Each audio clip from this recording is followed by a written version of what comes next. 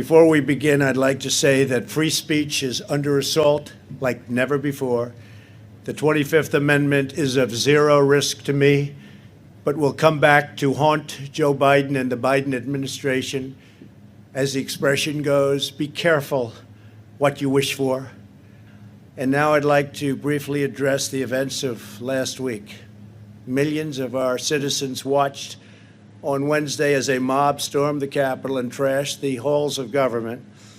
As I have consistently said throughout my administration, we believe in respecting America's history and traditions, not tearing them down. We believe in the rule of law, not in violence or rioting.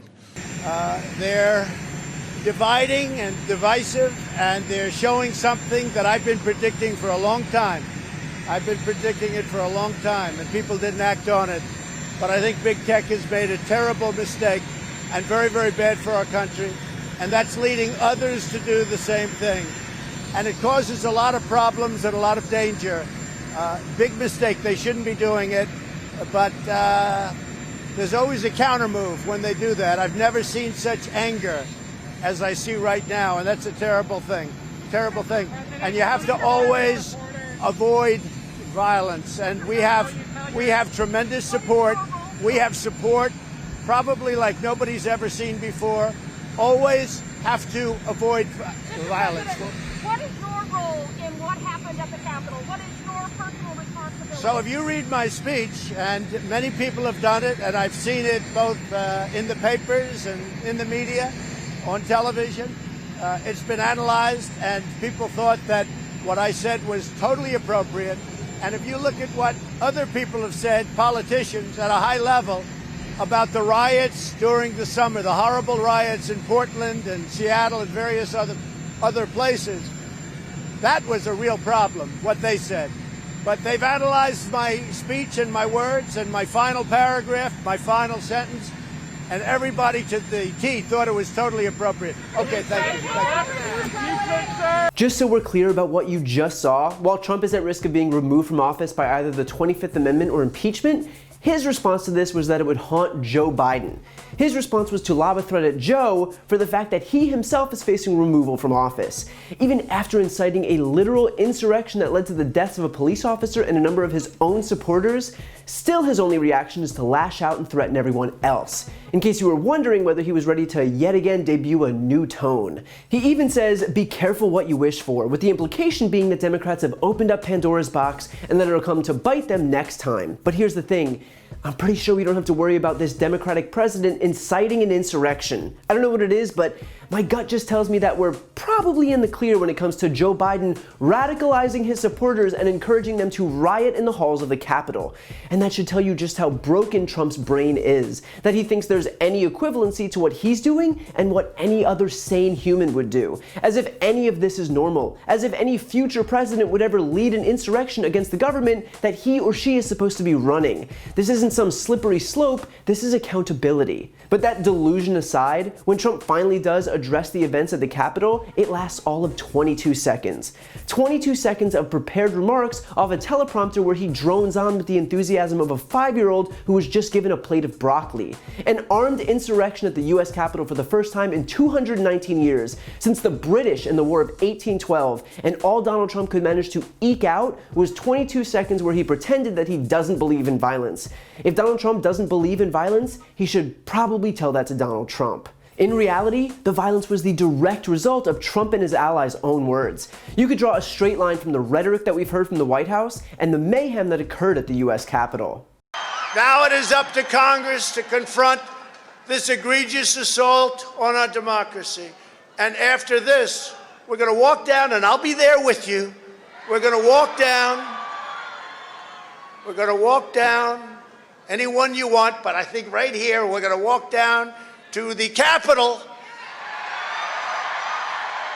and we're going to cheer on our brave senators and congressmen and women, and we're probably not going to be cheering so much for some of them, because you'll never take back our country with weakness. You have to show strength, and you have to be strong. Stand up and fight. Stand up and hold your representatives accountable. And if we're wrong, we will be made fools of. But if we're right, a lot of them will go to jail. So let's have trial by combat. And by the way, this isn't lost on anyone in either party. The House is already prepared to impeach the president, where the resolution has the support of the majority of the House, and that's including a number of Republicans. Just today, the first 3 Republicans have explicitly come out in support of impeachment. Representatives John Katko, Liz Cheney, and Adam Kinzinger. And there's a good chance that by the time you watch this, there will already be a number more, considering other Republicans have already been eager to slam Trump's rhetoric and his willful failure to condemn the violence that he himself caused. And after Trump is inevitably impeached in the House, it'll be up to the Senate to actually convict him in a trial. And there have been reports that a trial might not begin until January 19th, which might seem pointless, but it's not. Because if Trump is convicted by 2/3 of the Senate, then the Senate would then vote to bar him from ever holding federal office again. And that only takes a simple majority to pass. And yes, 2/3 of the Senate is a tall order, but even Mitch McConnell has told associates that he believes Trump has committed impeachable offenses. That's not to mention Senator Lisa Murkowski saying, quote, "I want him to resign, I want him out, he has caused enough damage." And of course, Mitt Romney and Ben Sasse have been openly critical of Trump's incitement of violence. All of that is to say that Trump's conviction is actually a possibility, and that there may finally be consequences for his actions. Finally, to go back to Trump's comments, when asked point blank what his role in the violence was, all he could say was that the speech was supposedly analyzed by experts and that what he said was, quote, "totally appropriate." It's been analyzed, and people thought that what I said was totally appropriate. But they've analyzed my speech and my words and my final paragraph, my final sentence, and everybody to the T thought it was totally appropriate. Which is what I like to call the perfect phone call approach. Trump thinks that when you take something corrupt and reprehensible and illegal, pretend that it was totally appropriate or perfect, like the phone call extorting the president of Ukraine or inciting a violent mob to overtake the Capitol, then that somehow makes it okay. That he can just will the corruption out of existence by virtue of saying it aloud. But that's not how it works. He doesn't just get to play pretend and make bad things go away. He's not a toddler, and this isn't make-believe. When you commit a crime, like inciting an insurrection, you'll be held accountable for that crime, even if you decide to live in an alternate state of reality about it. Trump even takes the opportunity, when asked about his responsibility for inciting violence, to deflect attention to the BLM protesters instead. And correct me if I'm wrong, but I'm pretty sure the BLM protest didn't end up with a seditious insurrection at the US Capitol. I'm pretty sure there were no plans to take members of Congress hostage. Pretty sure bombs weren't sent to the DNC and the RNC. I'm pretty sure a police officer wasn't bludgeoned with an American flag. But hey, that doesn't mean that Republicans won't still take every chance for a whataboutism that they can get. So look, what Trump's comments are telling us is beyond clear. He doesn't take responsibility for what's happened, even when his own words were clearly the direct cause for the violence. Still, he doesn't accept the blame. He will never stop fomenting violence until he's held accountable. You cannot watch this and then act surprised if and when it happens again, meaning that the only way to stop this is to impeach and convict Trump immediately and end his political career once and for all.